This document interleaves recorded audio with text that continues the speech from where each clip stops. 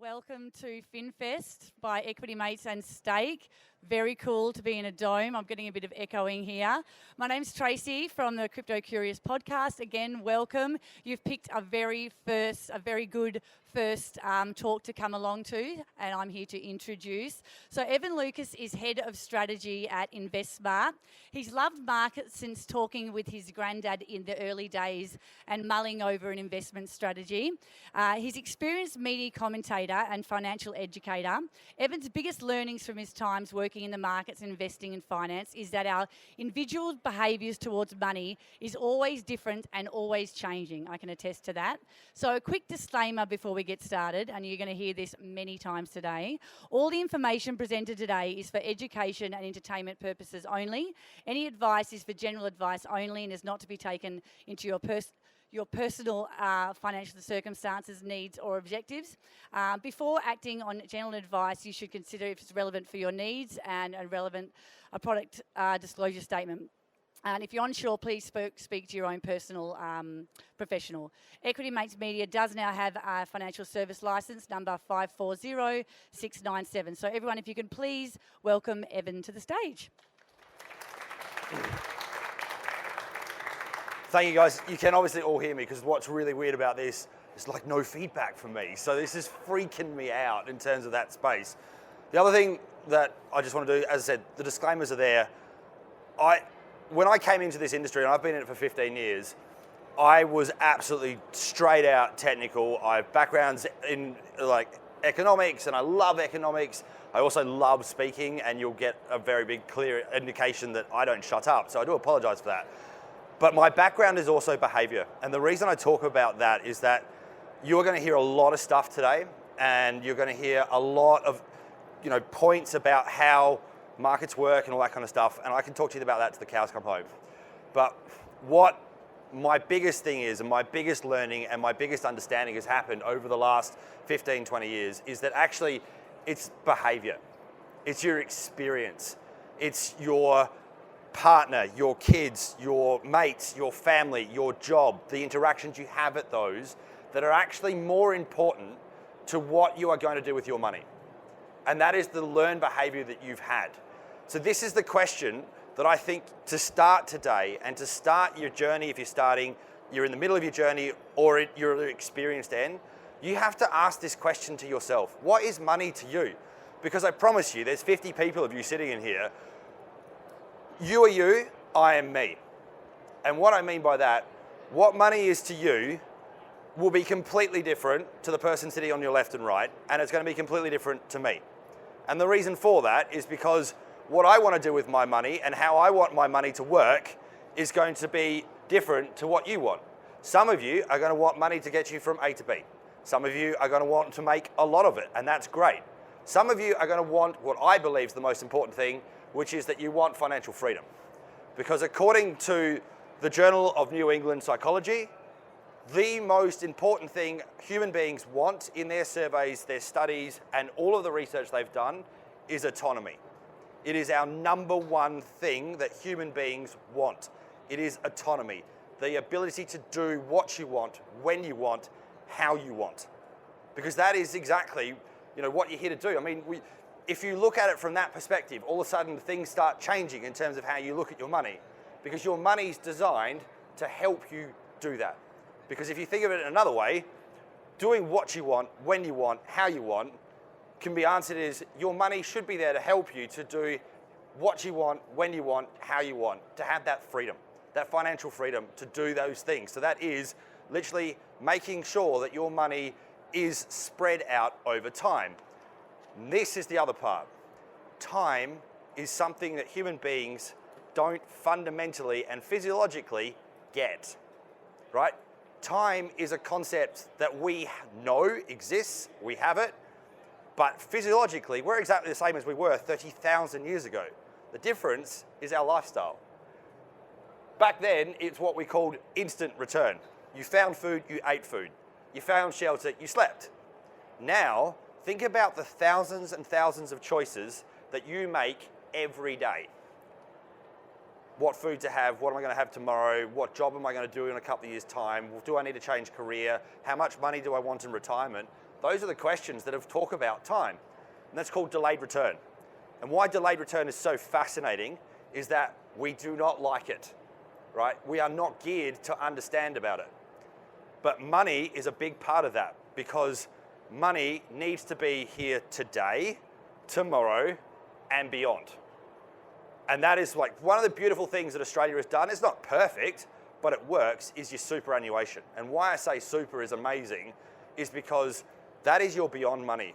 Now, I'm looking around this room, and a lot of you here I can see are under 30, right? And to talk to you about your superannuation is so foreign because I'll be honest, I'm 38, although I might look like I'm 50 with the grey hair. It's all about the idea that I know that as an Australian male, my average lifespan is 84. So I have to live my life and some again before I apparently might pass away. But at least I know that when I get to the age of now 67, but realistically, it's probably when I get to that age, going to be 70, there's money waiting for me. So for me, the other thing that's really interesting about the studies and why you guys are fascinating to me is that the other thing that human beings have as a scenario is what we call hyperbolic discounting. And hyperbolic discounting is that actually the shorter time that we have for return, we actually want a boatload more. So it's why, and again, I don't want to talk about anything else around here, but new age investing and making double-digit returns is so attractive because it's what we as human beings believe should happen. So you are more likely to believe that in a year you should be able to get 20% per annum. Whereas if I was to ask you what your longer term view is, you're probably going to say it's going to be about 9%, maybe even as low as 5% per annum. It's not what you'd expect. And that's why we're beautiful things. That's why human beings are what they are, because we are so unique and we are not rational. We are reasonable. Because we make reasonable decisions all the time, but they're not necessarily the best economic or the best money decisions that we could make. So, moving on to my next slide, which doesn't really matter, it just says about money behavior. And the reason I want to talk about money behavior is everything I've just talked about is what I've written about in my new book, which I'm not here to pump, but just to get you an understanding that the reason this is called Mind Over Money is that all of this stuff is what fascinates me. And for me, it's all about helping you understand that, because the next stage to talk about money behavior is also, as I said, ingrained in it. You guys are sitting in a room being completely silent because you innately know from your biases that you're here to be quiet to listen to me, even though I'm probably talking a lot of rubbish. But that is because you know that's the right thing to do. You also know that if you were to meet, well, now the king, but the queen, right, you know how to behave around her. That is what we call innate biases. It's the social cues that you just get. You know my body language. Obviously, I'm talking a lot, I'm quite loud. You can read that. And you know when you meet somebody new, how to interact with them. But you also can sometimes get that feeling that something's a bit different about them if they have a body language that you can't read. That is what we call innate biases in psychology. That's innate biases. In money, they're really strong, really, really strong. So the biggest study ever done by this was an American economist who won a Nobel Peace Prize for it as well. His name is Daniel Kahneman. If you don't know who he is absolutely world famous. But he did all this, and one of his big studies is loss aversion. And in money, loss aversion is huge. And why that matters is because this is the way to think about it. He did it in a different study, and I'll let you read my book about it. But if you were to put your hand in your pocket now, and all of a sudden you found, by just pure chance, $50 that you didn't realize was there, you'd get a small elation out of it. Probably lasts at maximum a couple of hours. Let's say you knew that $50 was there, and then you've gone to find it, and it's gone. And no matter what you do, you can't find it. You are more likely to fix on that, not just for the day, you can actually fix on it for several weeks. That is your innate bias around loss. And that's why money is so fascinating around it. So when you're investing, this is the hardest thing about investing. You need to expect that when you invest, there's going to be some loss. There is going to be times where all of a sudden, right now, things are pretty scary. And learning to deal with the ugly and scariness that comes with investing. Because what you are doing, again, is something that human beings don't like doing, which is that you are taking risk. And risk has return, it also has downside. And risk reward is what we're here to do. And that's why time is what I talked about before, because time heals all. So the reason they always talk to you about, the average return of the ASX over the last 15 years is 9%. When's the last time the ASX returned 9%? I know you can't answer because you all got headphones on. Never. Not once in the last 15 years has the ASX actually given you its average. The closest it got was 2016. It gave you 11% per annum, right? But the average is 9%. But right now, the ASX is down what? 12.5% year to date. If you're invested overseas in the States, it's down 23%. Forgetting that last year the S&P 500 gave you 24.5%, and in 2020, COVID, it still gave you 15%. Longer term investing, tough work, because right now everything's scary ugly. Really scary ugly. Human psychology. And it's about understanding your behavior. And the best way, and what I'm so lucky to do with who I work for, with InvestSmart, the way to talk to you about this and help with your behavior is A, present it to you so that you can recognize it. And that's what I try and do in my book. But B, it's about education. Education is so incredibly important.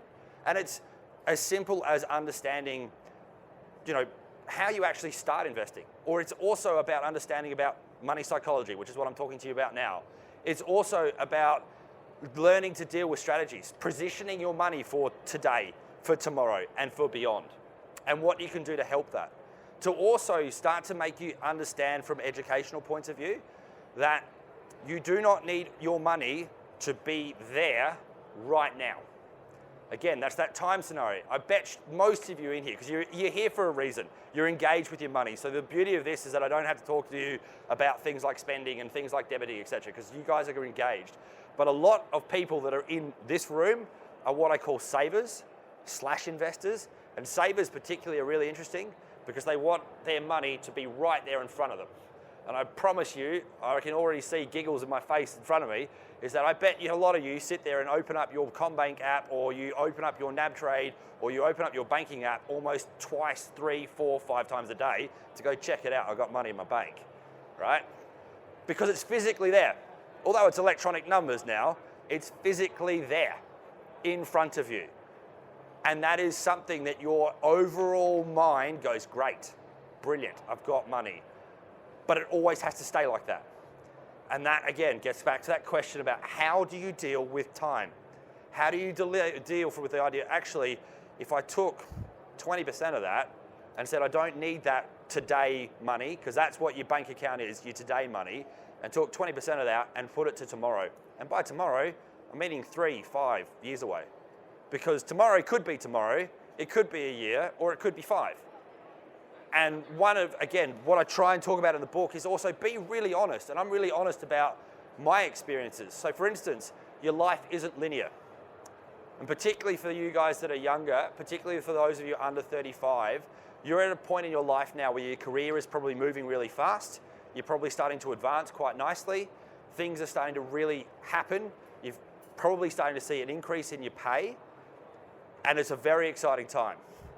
What I found was exactly that. And I was on the up and up. And then all of a sudden, some form of event will come along. Now, whether that's a GFC, now I learned through the GFC, which was fantastic. And still things happen for me. But independently, for me, all of a sudden I realized that I couldn't go any further in my career at where I was. So the ability to all of a sudden, that money that you're currently earning, what if it was to go away tomorrow? And that's tomorrow. Right? That's what I mean by tomorrow money. What happens if the job you have was to disappear? How would you behave? How would you react to that? What would you do? And so it's about understanding that if your money is waiting for you for tomorrow, all of a sudden that isn't as scary. That isn't as life-changing, losing your job or having to go into a new career, or if you do need to step off the precipice and actually change your direction, your money's waiting for you. Your money's there to help you. Because again, that's financial freedom. That ability that your money is actually giving you the freedom to do what you want, when you want, how you want. So that is a way of thinking about it. So for those of you that are a saver, and there are 5 money personalities, sometimes they say there's 10, saver, a spender, a debitor, an investor, and an ignorer. You guys are really, really important for that last one. because you guys are engaged with your finances. Ignorers are those of your friends, when you ask them, like, where does your money come from? They will literally go, I don't know. What do you mean? How much have you got in your bank? I don't know. I don't check. I don't care. Because money to them just comes. But they're also doing it because there's a choice, right? There's a choice. And choice comes with the other human emotion that we have a problem with, which is mistake, right? And humans hate making mistakes. So if you don't have to make a choice, then happy days, because I can't make a mistake. So ignorers for me are one of the most fascinating people in money, because they are the ones, they're not necessarily in huge amounts of debt, they're not ones that are huge spenders. They are just so, the word is ignorant of their money because they want to be. And they're the ones that I entrust you guys to go and talk to, because once they start becoming engaged with their money, they can also start to find what you guys are here to do, which is financial freedom, learn about investing, understanding the ability and the freedom that comes with having that level of money behind you. And that's what is such a fascinating thing about it. The final thing I'm going to do in the last time that I've got, getting back to education. You're all at different steps in your career. You're all in different steps in your money learning. You're all at different points. And you'll also have different views about what markets to be in. So the Australian dream is a fascinating one. Property in this country is absolutely one of the most fascinating things from a behavioral finance perspective. Because the thing about a home and why we love it from a money perspective is that it's completely tangible. You can touch it, you can feel it, you can change it. So if you want to spend money on it and change it, you can, because that is the advantage of a home. If you want to invest in it, same thing. Not only that, you can go, like your money in your bank account, you can go and see it, right? It's physically there. Whereas a share or a bond or what have you is, again, just something on a screen. So this is where the next thing to talk to you about is understanding that today, tomorrow, and beyond is also about understanding the difference that there is other asset classes that work in that time. Cash is clearly today, but that also means that things like fixed income is probably tomorrow, because it's not as, it's a little bit more risky than cash, but it gives you some return. Property is the next step up there as well, but understanding that property is what I refer to as an asset inside your overall elephant paradigm. What's the elephant paradigm? I've got kids, I've got a 4-year-old and an 11-week-old child. And the reason I talk about them is because I get to hear all my 4-year-old's jokes about things. And so the old adage of the elephant, about how do you eat an elephant? One bite at a time. And why I talk about that, and where education and where behavior comes in on that, is that human beings also, when it comes to their money, look at them individually. You look at the bite of the trunk. You look at the bite of the foot. You've got to see your elephant as a whole. You've got to see your investment property, or you've got to see your home, or you've got to see your money in your cash balance account. You've got to see your shares, whatever it is, as a unit. Because if you can't see it as a unit, your ability to therefore understand where your money is at will be really, really impaired. And the reason for that is that siloing, as we refer to it, will make everything look significantly smaller than it is. And that's, again, if you sit there and actually do your own personal balance sheet, and that's what it is. Like, if you actually sat there and said, even look if you've got a car, if you've got a bike, whatever it might be in your stage of your career, look at them together as the elephant, because that is your wealth. That is your overall wealth. And once you actually understand that you may actually be in a better position than you realize, your freedom starts to come. And again, getting back to that personal experience, and I live and breathe this, and I do this for a living, I couldn't see that. I couldn't see that. And that was until it was forced upon me to actually go, oh, actually, what I do for a living, I do reasonably well.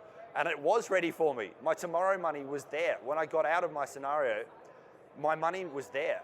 And not only did I have the capacity to have the freedom to do what I wanted, I actually had the ability to take my time. I had time to sit down and go, what do I want to do? What do I want my money to do? Do I want to sit down and write a book? Well, at that time, which was 7 years ago, I didn't think so, but now I have, because I can. Because my money is offering me the ability to be financially free. I'm not here to tell you that I'm worth millions of dollars. I'm not. I don't want to be.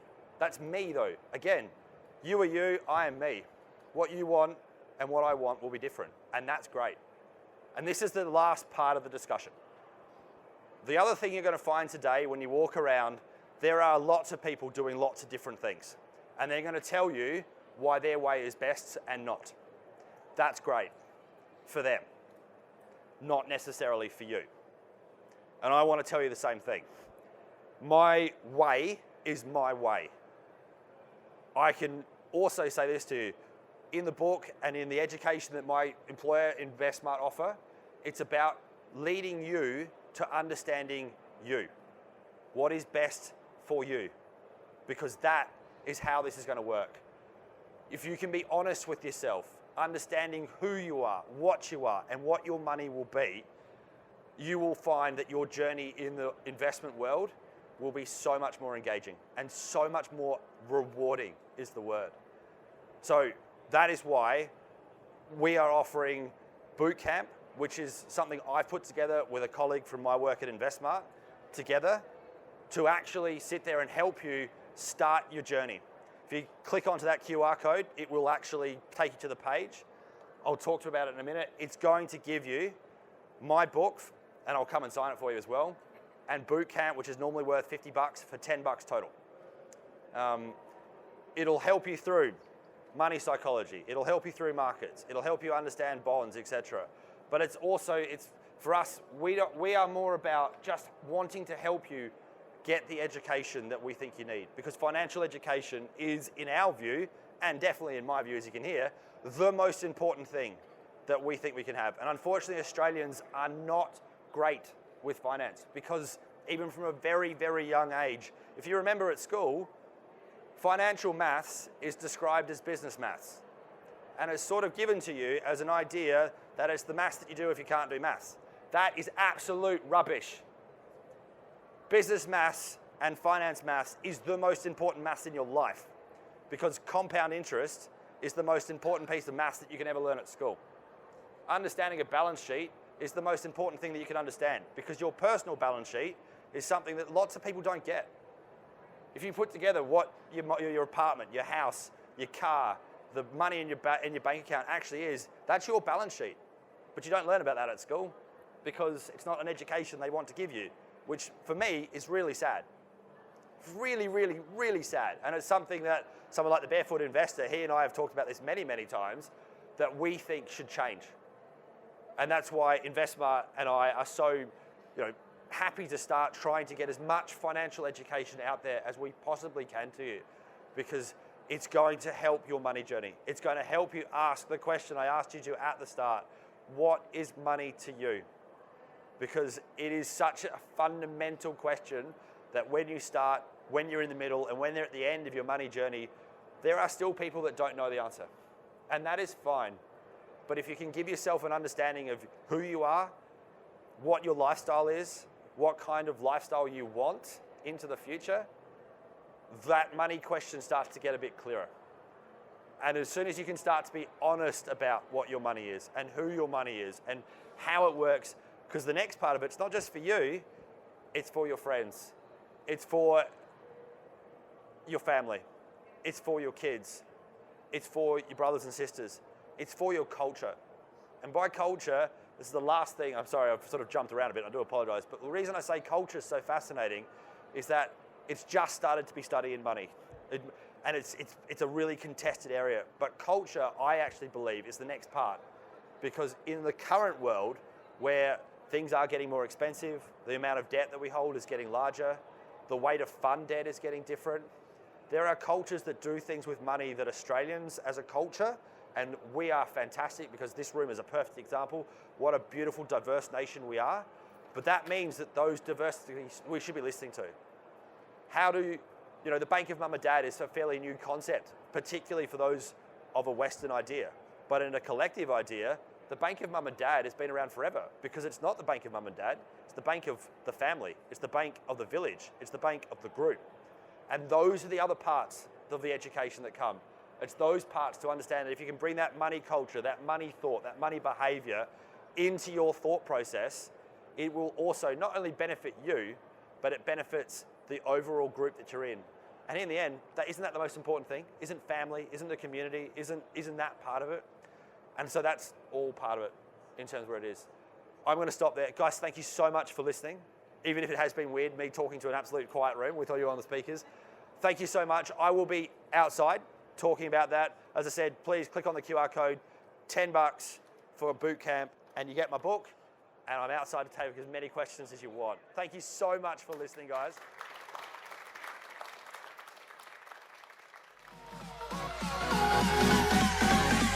Equity Mind. I will say this about investing. Everything you do learn is cumulative. What I learned at 20 is useful.